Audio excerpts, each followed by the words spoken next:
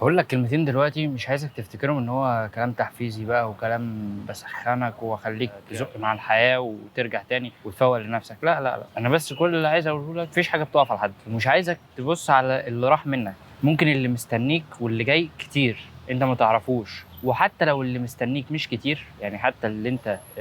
لسه هتشوفه مش كتير أو فرصك مش هتكون فيه كتير أو كده، أو هتكون الحاجات اللي مستنياك قليلة، بس صدّقني أنت حاجة واحدة بس من القليلين دول، وفرصة واحدة من دول كفيلة إنها تشقلب لك حياتك. تدابير ربنا أحسن، صدّقني والله، تدابير ربنا أحسن، أنت ما تعرفش أنت بكرة هتبقى لا قدّر الله ميت والّا عايش والّا في يوم تاني أصلًا والّا لأ، فما تزعلش، ممكن دلوقتي أنت تتكعبل تلاقي مثلًا فلوس كتير، يعني أنت الكعبلة أو الحاجة اللي كانت ضايقتك أو الحاجة اللي حسّستك إن أنت هتُقع أو مثلًا إيه الطوبة مثلًا دي أو إيه الحاجة اللي أنا خبطت فيها دي وقرفتك، كانت سبب إن هي تغيّر لك حياتك. ده مش كلام أفلام بقى ومش كلام إن أنت بقى هتتغيّر والحياة هتتغيّر وأنت هتشقلب الدنيا، لأ والله بجد. يعني كل ما